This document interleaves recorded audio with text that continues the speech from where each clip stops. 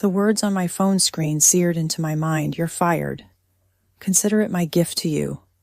I stood there in my wedding dress, bouquet still clutched in my trembling hands. Just moments earlier, I had promised forever to the love of my life. Now, in the church vestibule, surrounded by flowers, soft music, and the chatter of guests, I stared at the text in disbelief.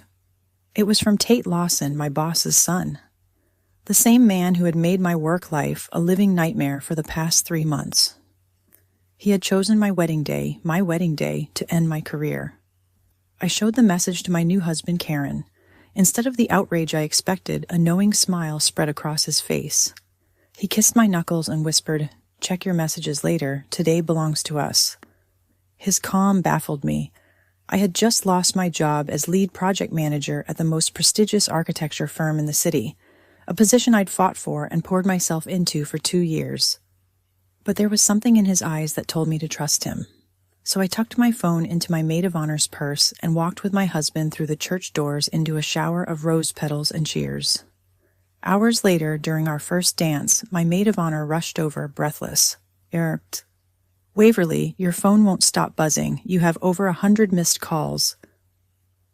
Most were from work. 17 were from a number I recognized immediately, Gregory Lawson, the company's founder, and Tate's father. In that moment, I knew this wasn't just about me being fired. Something bigger was at play. I'd been the beating heart of Crescent Design Studio. Organized to the bone, I designed and implemented a project management system that streamlined everything. Blueprints, budgets, permits.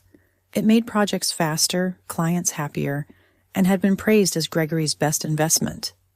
Then Tate had stepped in, taking credit for my ideas, canceling my training programs, and cutting me out of meetings. Karen had come into my life during this storm. He worked at the city's permit office and had noticed troubling changes in submissions handled by Tate. Safety features removed, cheaper materials substituted. Dangerous shortcuts. 2 months later, Karen proposed. We planned our wedding quickly. I sensed my position at Crescent was in jeopardy, but never imagined the firing would come via text in the middle of my vows. Later, in the bridal suite, I listened to Gregory's voicemails. Tate had no authority to fire me. They were desperate, the downtown project deadline was days away, and without me, no one could access my system. Tate had locked himself out trying. For the first time that day, I didn't feel powerless. I was the only one who could run that system, and Tate had made sure no one else knew how. Then Karen told me what he'd discovered. Tate had been altering approved plans after the engineering team signed off, cutting corners that could fail inspection. Karen had proof. Suddenly, my firing felt less like a loss and more like a shield, protecting me from legal fallout. We decided to do nothing. Not yet. We left for our honeymoon, letting Gregory's increasingly desperate messages pile up. Offers of triple my salary, partial ownership, I ignored them all. It was never about money, it was about respect. By the time we returned, I had a new plan. My own consulting firm, Precision Protocol Consulting, with the city as my first client. I would design systems to catch the kind of corner cutting Tate had attempted. When Gregory called, offering any price, I told him I wasn't available. My work with the city would inevitably expose Tate's alterations. Soon enough, the city audit confirmed violations in Tate's submissions, compromised walls, altered foundations, removed safety features. The downtown project was taken from Crescent, Tate was blacklisted, and the company lost millions. My business thrived. 6 months later, we had contracts with multiple cities, and Karen earned a promotion for his ethical stance. That's when Gregory wrote to me, apologizing, explaining Tate was in a junior role now, asking me to consult on their new systems. When we met, Tate apologized, genuinely, it seemed, and handed me the full access to my old system.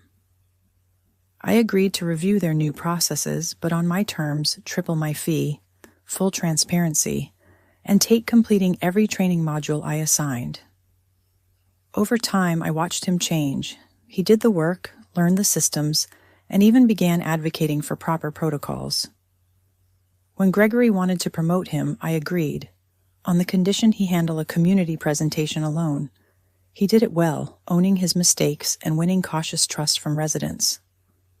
Months later, as we walked past the construction site, Karen asked if I was happy with how things turned out. I told him I was satisfied, not because Tate and Gregory had suffered, but because actual change had happened. The company was safer, the community would benefit. Tate was becoming the kind of professional his position required.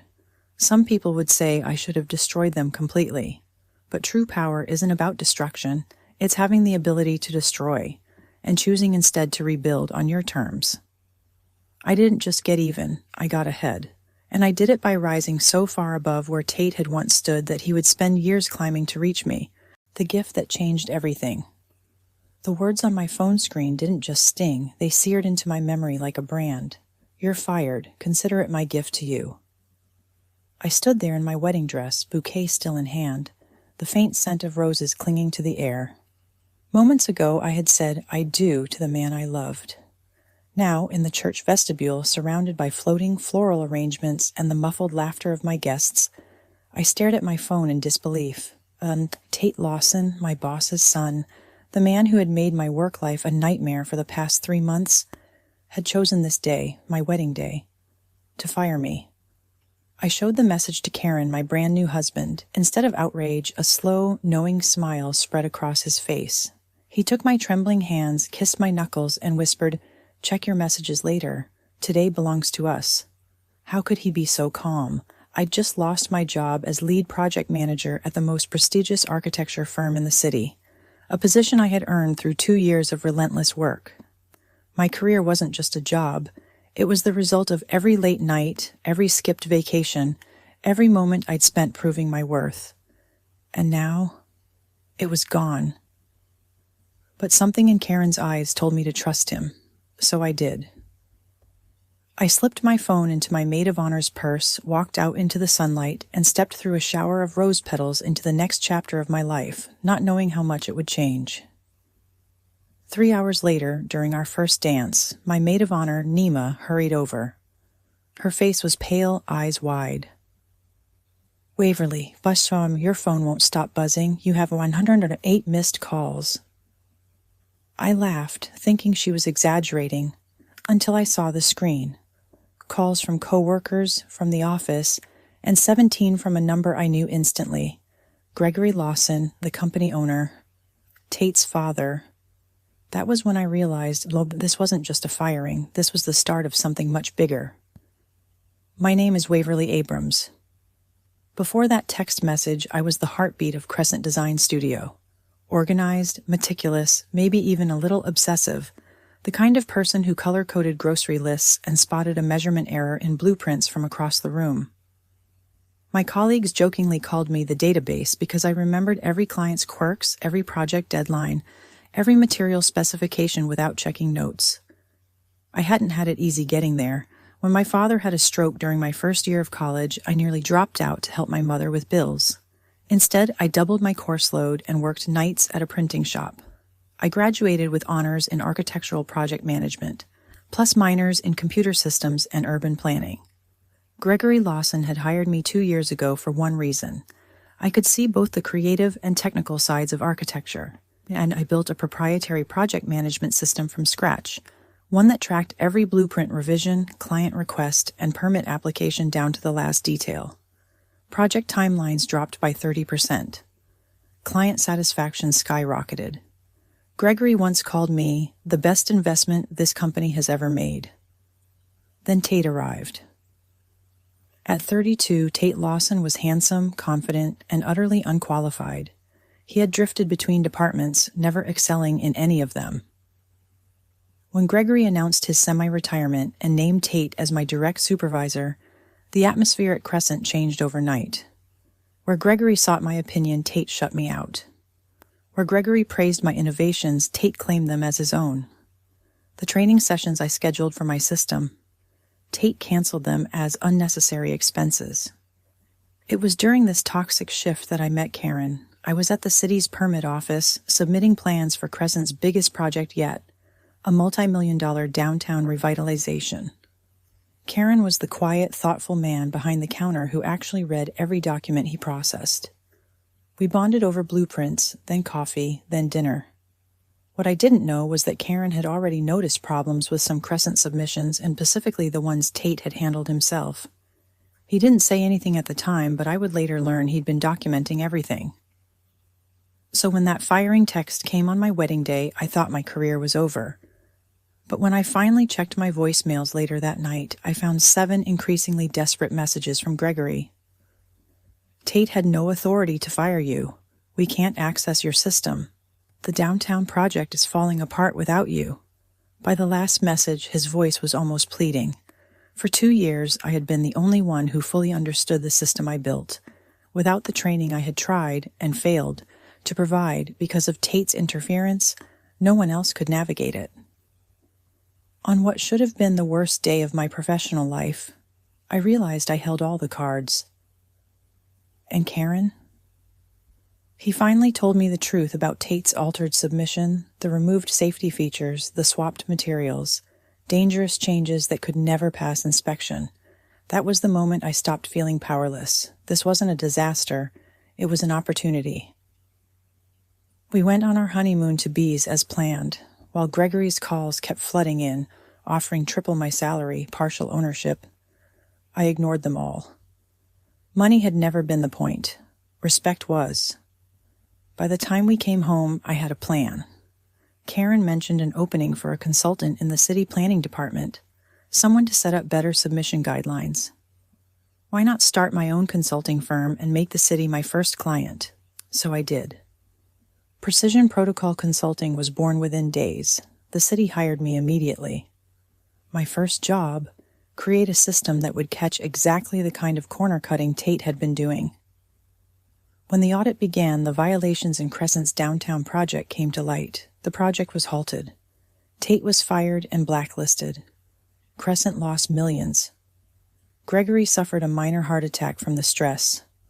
I didn't celebrate his pain. Gregory had been a good mentor once, but I wasn't about to save him either.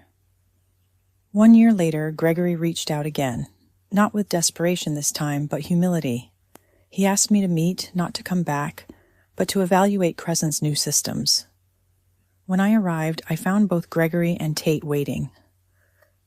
Tate apologized, sincerely, I think. They offered me a consulting contract and even returned the full wedding cost Tate had claimed to be his gift when he fired me.